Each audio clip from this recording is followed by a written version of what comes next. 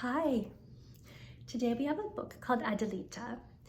This is a Mexican Cinderella story. You might know the story of Cinderella. It is told in different ways throughout different places in the world. If you ever tell the story of Cinderella, you can tell a story in your own way. You can make Cinderella a very strong young woman if you want. This is told by Tomie de Paolo. He wrote down the story and he illustrated this book. Tomie de Paolo is one of my favorite children's book authors and illustrators. He wrote down this story, but I don't think he made it up. I think that he listened to stories told to him and he wrote them down. And a lot of famous storytellers did that. Hans Christian Andersen, for example, wrote down stories that local people were telling, so that way the stories could continue on throughout the generations. So this is the story of Adelita. There are some words in Spanish, and I don't speak Spanish, and I don't have a very good Spanish accent. In fact, I have a very bad Spanish accent, but I'm going to try. Hace mucho tiempo, a long time ago, in a village in Mexico, there lived a merchant named Francisco and his beautiful young wife, Adela. One day, Adela said, "Francisco, estamos esperando un baby." We are going to have a baby. Adela, Francisco said, "Me hace muy feliz saberlo." I'm so happy. Then he said, "We must send for Esperanza. She will come and take care of you until the baby is born, and then she will help us with the baby." Esperanza had been with the Mercado family since she was a young girl, and she looked after Francisco when he was a baby. Esperanza came right away. She took good care of Adela, but after the birth of the baby, Adela was sick. She grew weaker, and shortly after she held her little girl for the first and last time, quietly she died. Francisco was heartbroken. He named his baby Adelita for little Adela. Francisco said it was for Adela that he missed her greatly, but gradually Adelita filled his heart with love. Time passed and Adelita grew into a beautiful young woman. La casa mercado se llenó de alegría. The Mercado house was full of happiness. One evening, Francisco called Adelita and Esperanza into his study. "My dear Adelita and my good Esperanza, le tengo noticias. I have some news for you. I have met a charming woman and I have decided to marry again. Her name is Señora Michela de la Fortuna. She's a widow and has 2 daughters close to your age, Adelita. I know you will like Donna Michela and her daughters, Valentina and Dolce." Adelita was happy for her father. Esperanza wasn't so sure, especially after she met Donna Michela and her daughters. "Que fríos son, they are cold ones," Esperanza said.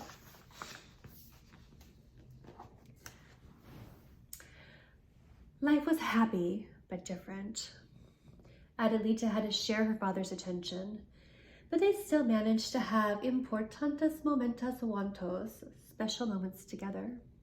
Adelita didn't mind that Donna Michela favored her daughters, even though Esperanza complained. Natural, it's natural," Adelita told her. Then suddenly her father died from an illness, and everything changed. Poor Adelita was an orphan. Donna Michela had always been jealous of Adelita. Now she no longer had to hide it.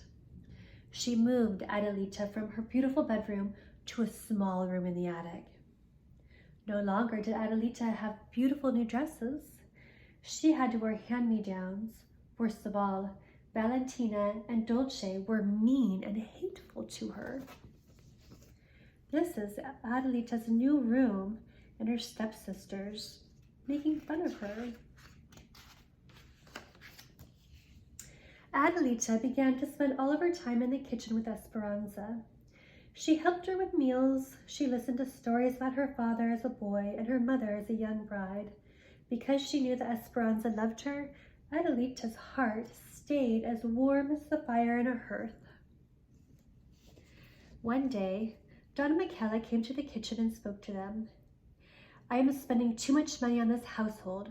From now on, you, Adelita, will work in the kitchen. You are here all the time anyway. And you, Esperanza, out. I want you out immediately. Oh, Senora de la Fortuna, please don't send me away, Esperanza pleaded. I have been with this family since I was a girl. I will work here for no money, just for a place to lay my head and a bowl of beans and a tortilla. Oh, please, Mama, Adelita begged. Esperanza can share my room and my food. Out, shouted Senora Michaela de la Fortuna to Esperanza. This is not a good day. Then, in an icy voice, she spoke to Adelita. And don't you dare call me Mama again. I am Donna Michaela to you. She turned and left with her nose in the air. Entre lagrimas y abrazo. Amid tears and hugs, poor Esperanza said goodbye to Adelita and left with her meager belongings. Adelita was in despair. The days ahead held nothing for her but loneliness and hard work.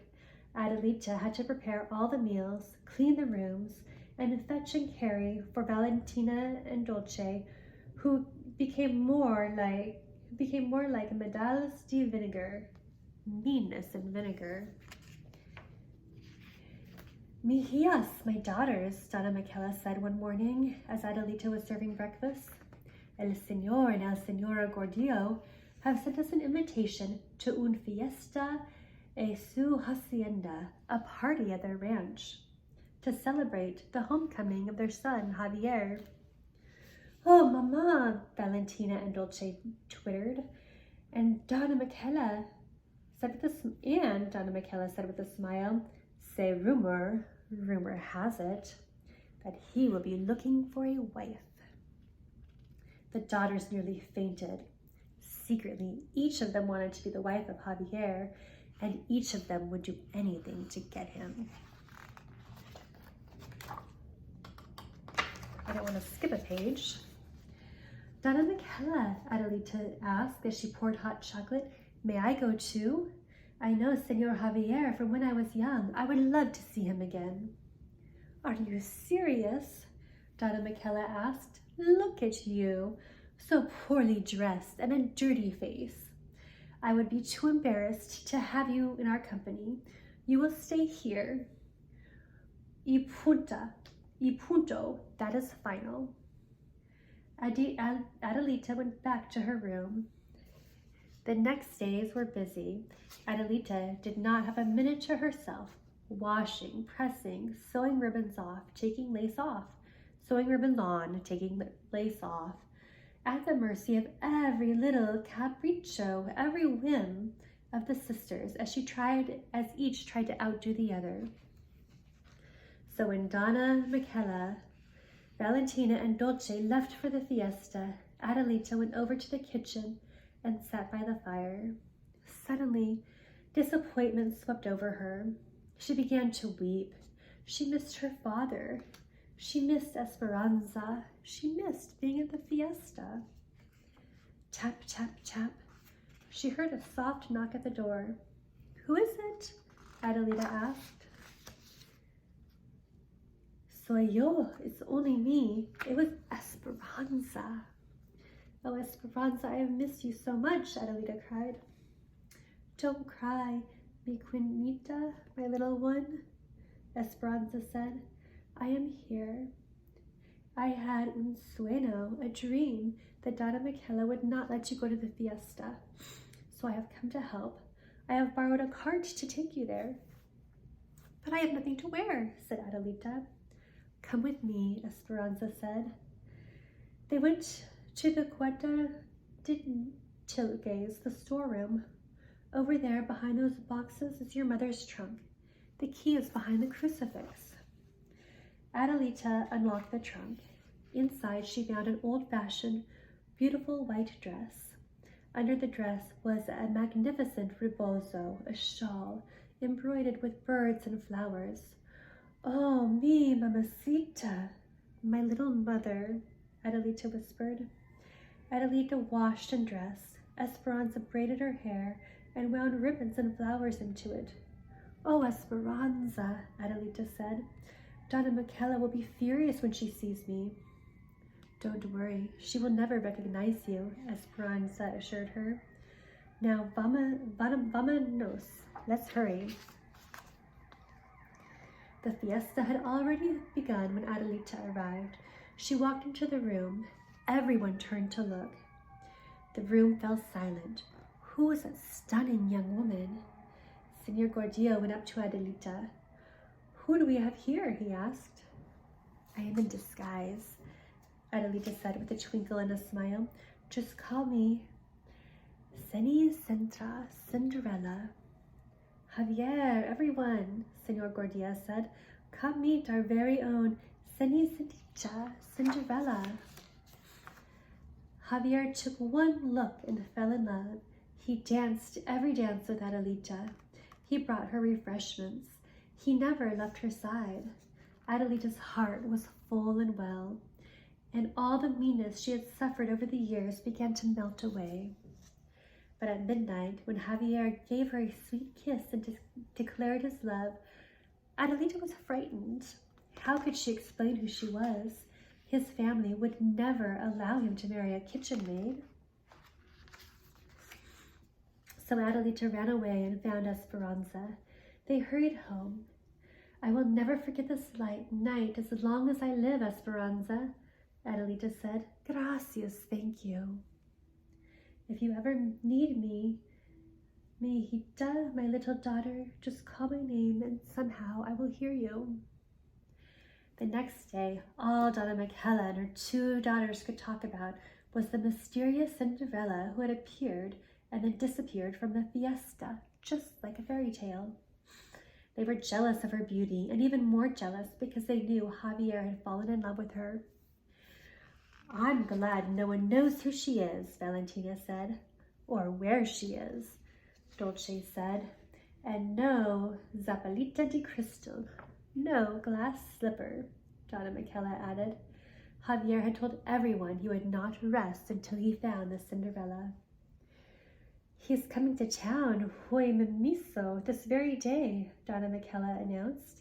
He will stop at each house to look for her. This is a chance to show once more what charms you have, my daughters. So prepare yourself. Who knows, maybe one of you will make him forget his Cinderella. Adelita, they screamed, you come help us quickly. I'll be right there, Adelita answered. But before she went to Valentina and Dolce, she ran to her attic and hung her mother's rebozo out the window. She helped the 2 sisters dress, then she went back into her room and shyly peeked out the window. Soon, she saw Javier coming down the street. Suddenly, he saw the rebozo. He jumped down and ran to the door and knocked. Senor Michaela de la Fortuna opened the door. Ah, Senor Javier. Pasel, por favor, please come in, she said. Senora, where is she? I know my love is here, Javier said. Do you mean one of my daughters? Valentina, Dolce, come here. Senor Javier would like to see you. The sisters appeared in the doorway, giggling foolishly. Buen dia, good day, Senor Javier, they chimed in unison. Do you remember us? Are you looking for us? There's no one else here, Donna Michaela said. Yes, there is, said a voice. Are you looking for me, Senor? And there was Adelita, standing at the top of the stairs in her mother's dress and rebozo. My Cinderella, Javier said. What is going on? Donna Michaela asked, while Valentina and Dolce looked at Adelita in astonishment. Here's Adelita in her mother's clothes.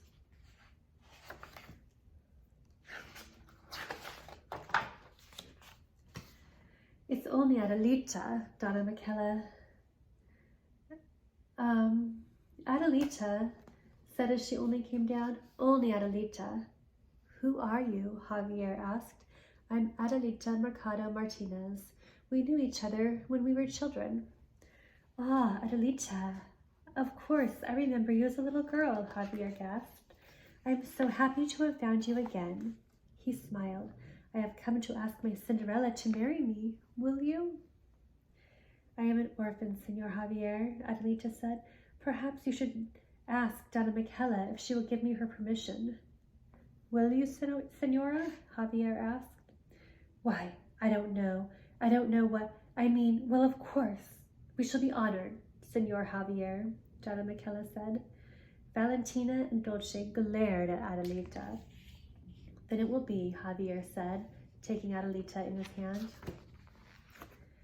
In her sweetness, Adelita invited Senora Michela de Fortuna Mercado and her daughters, Valentina and Dolce, to the wedding.